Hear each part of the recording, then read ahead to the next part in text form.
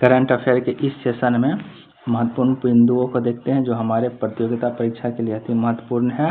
और इस current affair से संबंधित जितने सारे जीएस पॉइंट बनेंगे उस सारे बिंदुओं को भी हम देखेंगे।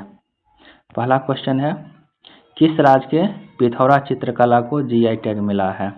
इसके ऑप्शन है राजस्थान, ऑप्शन बी है Gujarat, option C Maharashtra, option D Bihar. तो जो पिथौरा चित्रकला है वह गुजरात का एक लोक कला है। इसका राइट आंसर ऑप्शन बी है। इसके विशेष बिंदु देख लेते हैं।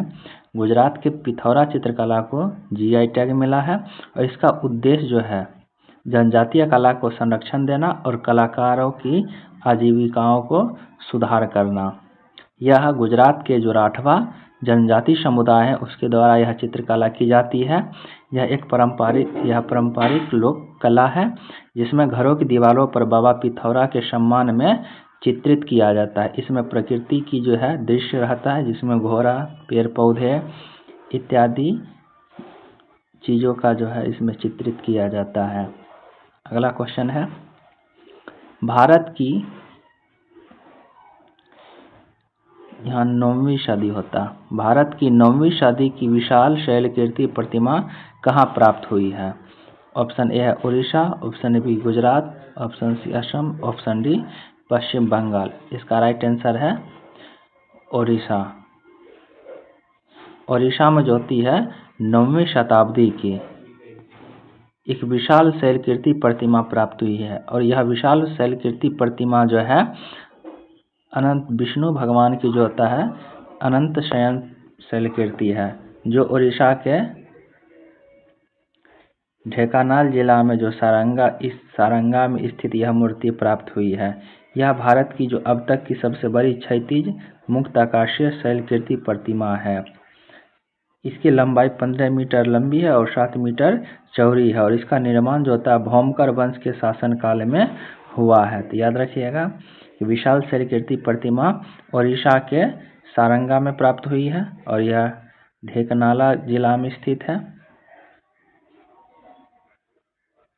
यह अनंत शयन विष्णु की यानी विष्णु की लेटी हुई प्रतिमा है जो शेषनाग पर है।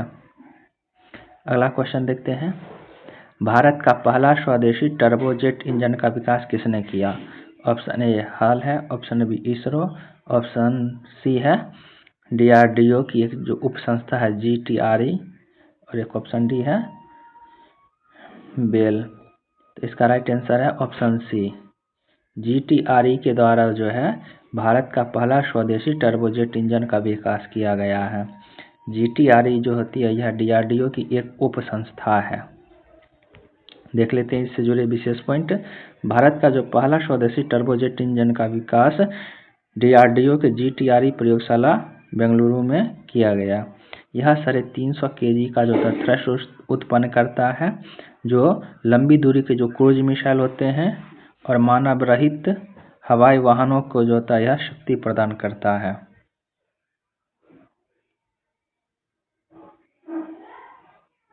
अगला बिंदु देख लेते हैं, हाल ही में चर्चा में रही एलाफोपोडा ट्राइगुलेरा और हेब्रापोडा किस समूह से संबंधित है? ऑप्शन है तितली, ऑप्शन बी है एकाकी मधुमक्खियाँ, ऑप्शन सी है व्याध पतंग, यहाँ व्याध गलत लिखा हुआ है, ऑप्शन सी है व्याध पतंग, ऑप्शन डी है ततैया। इसका राइट आंसर है ऑप्शन बी एकाकी मधुमक्खी। एकाकी मधुमक्खी की दो नई प्रजाति जो है एलाफोडा ट्रायंगुलेरा और हेब्रोपोडा,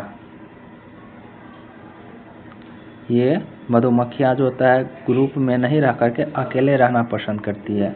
ऐसे मधुमक्खियाँ की जो प्रजाति की जो विशेषता होती है ये झुंड में रहना पसंद करती है एक कॉलोनी में, लेकिन ये दोनों मधुमक्खी प्रजाति अकेले रहना पसंद करती है। इसका खोज जो है अरुणाचल प्रदेश के सियांग घाटी में हुआ है।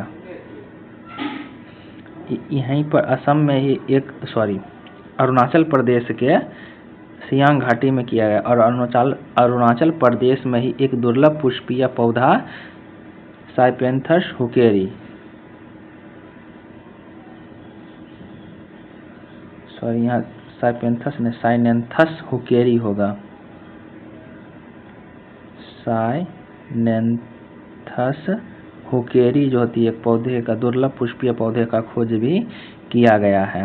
तो यह भी हमारे एग्जाम के लिए महत्वपूर्ण है कि एक दुर्लभ पुष्पीय पौधा साइनेंथस हुकेरी जो होती है इसका खोज भी अरुणाचल प्रदेश में किया गया। अब आपको कमेंट में बताना है कि साइनेंथस हुकेरी की जो होती है खोज अरुणाचल प्रदेश के किस घाटी में हुई है।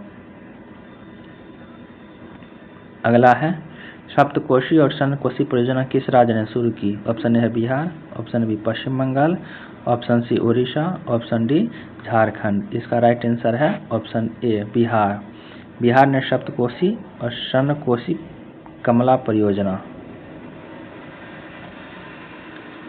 का जो है शुरुआत किया है। इसका उद्देश्य है बाढ़ नियंत्रण, जो बिहार और नेपाल में जो बाढ़ समस्या आती है उसको दूर करना। इसका जो होता है इस योजना का जो पूरा विस्तृत सूची होती है यानी DPR वह केंद्र सरकार को बना करके प्रेषित कर दिया गया है। और बिहार में जो आने वाली जो बाढ़ होती है उसकी रोकथाम के लिए किया गया है। और बिहार में अधिकांश जो होती है कोसी नदी के द्वारा जो बाढ़ आती है इसी पर जो होता है नियंत्रण के लिए एक बांध बनाने का परियोजना है। और कोसी नदी को ही बिहार का शोक नदी भी कहा जाता है। अगला है लोक परीक्षा यानी अनुचित साधन निवारण संशोधन विधेयक 2026 किसने पेश की। ऑप्शन है Narendra Modi, option B Jitendra Singh, option C Rajnath Singh, option D Kiran Rijiju. इसका राइट आंसर है ऑप्शन बी जितेंद्र सिंह। जितेंद्र सिंह जो है राज्य मंत्री जो होते हैं, राज्य मंत्री जितेंद्र सिंह ने यह बिल पेश की। इसमें जो होता है सजा न्यूनतम 5 वर्ष और अधिकतम 10 वर्ष की सजा का प्रावधान है और 50 लाख रुपये का आर्थिक जुर्माना का प्रावधान है। और संबंधित जांच जो होता है वह 2 महीनों में करनी होगी। यह विधेयक जो होती है जो भी प्रतियोगिता परीक्षा या परीक्षा से संबंधित जो भी प्रश्न पत्र लीक की जाती है उसके विरोध में यह कानून बनाया गया है। अगला देख लेते हैं लिखावट साहित्य सम्मान किसे सम्मानित किया गया। ऑप्शन ए है नीरज कुमार मिश्र, ऑप्शन बी है Pankaj Amar Pankaj, option C Divya Jain, option D Hareram Sameep. इसका राइट आंसर है नीरज कुमार मिश्र। नीरज कुमार मिश्र को लिखावट साहित्य सम्मान से सम्मानित किया गया। अब देखिए यह जो होती है आयोजन जो है इंडियन इंटरनेशनल सेंटर में किया गया है। और यह जो होती है जो लिखावट साहित्य सम्मान है वह हिंदी गजल क्षेत्र में उत्कृष्ट योगदान के लिए किया जाता है। और लिखावट साहित्य सम्मान जो होती है वह लिखावट फाउंडेशन प्रदान करती है। अगला है विश्व जूनियर स्क्वैश जीतने वाली देश की पहली खिलाड़ी कौन बनी। ऑप्शन ए है रुकैया सलीम, ऑप्शन बी है PV सिंधु, ऑप्शन सी अमीरा सिंह, ऑप्शन डी अनाहत सिंह।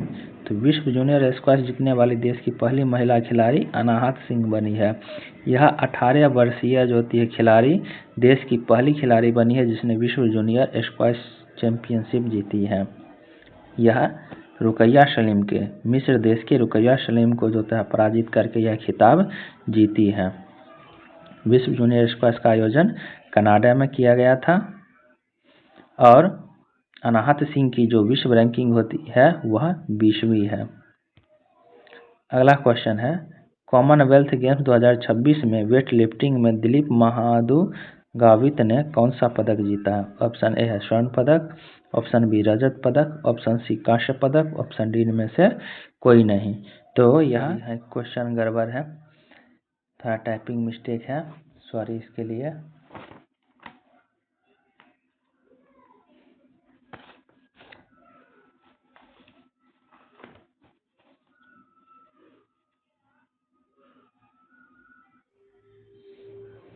दिलीप महादुगावित ने स्वर्ण पदक जीता है लेकिन ये एथलेटिक्स में जीते हैं।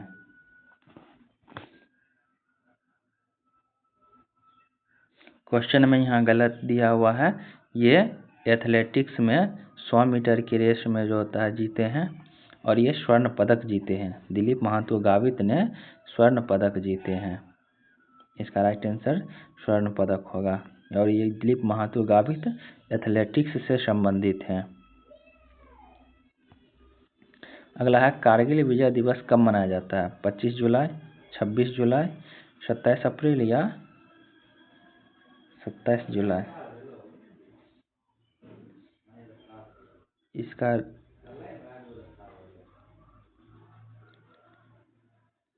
राइट आंसर है 26 जुलाई। जुलाई के जितने महत्वपूर्ण दिवस है उसको देख लेते हैं। जैसे 1 जुलाई को जीएसटी दिवस और नेशनल डॉक्टर्स डे मनाया जाता है। 3 जुलाई को अंतर्राष्ट्रीय प्लास्टिक बैग मुक्त दिवस मनाया जाता है। 4 जुलाई को अंतर्राष्ट्रीय सहकारिता दिवस मनाया जाता है।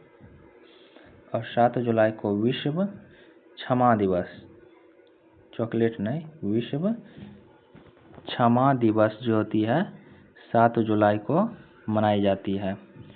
9 जुलाई को राष्ट्रीय विद्यार्थी दिवस मनाया जाता है।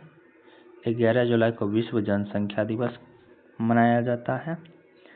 12 जुलाई को विश्व पेपर बैग दिवस मनाया जाता है। 15 जुलाई को विश्व युवा कौशल दिवस के रूप में मनाया जाता है। 17 जुलाई को अंतर्राष्ट्रीय न्याय दिवस के रूप में मनाया जाता है। 20 जुलाई को विश्व शतरंज दिवस के रूप में मनाया जाता है। 24 जुलाई को राष्ट्रीय आयकर दिवस के रूप में मनाया जाता है। और 25 जुलाई को विश्व IVF दिवस के रूप में मनाया जाता है। आज के करंट अफेयर के सेशन में इतना ही। फिर अगले हम नेक्स्ट दिन मिलेंगे। तब तक के लिए थैंक यू। आप एग्ज़ाम की आगे तैयारी करते रहें।